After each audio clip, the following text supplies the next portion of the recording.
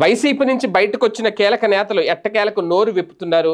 మొన్న విజయసాయిరెడ్డి కీలక వ్యాఖ్యలు చేస్తే ఇప్పుడు తాజాగా బాలినేని శ్రీనివాసరెడ్డి కొన్ని సంచలన వ్యాఖ్యలు చేశారు.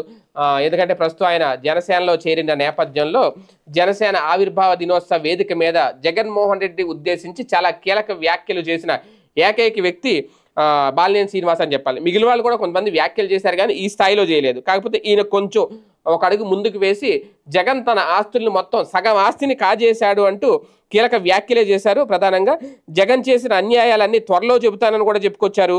మా నాన్న ఇచ్చిన ఆస్తిలో సగం పైగా అమ్ముకున్నాను, లెక్క చేయలేదు, సవాల్ చేస్తున్నా. అప్పటి ఎమ్మెల్యేలు అందరిపైన విచారణ చేయండి, నా మీద కూడా వేయండి.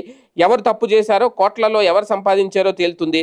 ఈ ఉక్రోషం బాధ నాకు, నా కుటుంబానికే తెలుసు. నాకు రాజశేఖర రెడ్డి, ఎన్టీఆర్ అంటే ఇష్టం.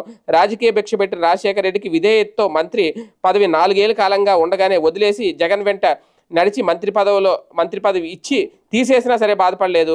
డోంట్ కేర్ అనుకున్నా. రఘురామకృష్ణరాజు ఏదో మాట్లాడితే ఆయన లోపల పెట్టించి కాళ్ళు చేతులు విరగొట్టించారే.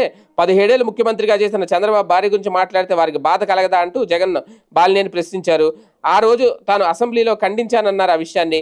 పవన్ కళ్యాణ్ గురించి పోసానతో మాట్లాడించారని, పవన్ తలుచుకుంటే లక్షల మంది జన సైనికులతో తుక్కుగా కొట్టించేవారన్నారు.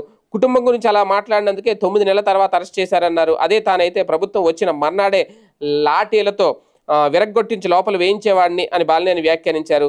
తాను 5 సార్లు ఎమ్మెల్యే, 2 సార్లు మంత్రి అయ్యానని, ప్రతిపక్షంలో ఉన్నప్పుడు పవన్ కళ్యాణ్ తనెప్పుడు విమర్శించలేదు అని కూడా బాలినేని చెప్పుకొచ్చారు. ఏది ఏమైనా తాను కోట్ల రూపాయలు సంపాదించిన వారిని, స్కాములు చేసిన వారిని, పవన్ కళ్యాణ్ గురించి జగన్ మాట్లాడుతూ కౌన్సిలర్లకు ఎక్కువ అని అన్నారు. అయ్యా జగన్, మీ నాన్న దయతో ముఖ్యమంత్రి అయ్యావు, మళ్ళీ అవ్వు చూద్దాం అంటూ కూడా ఒక సవాల్ విసిరారు బాలినేని.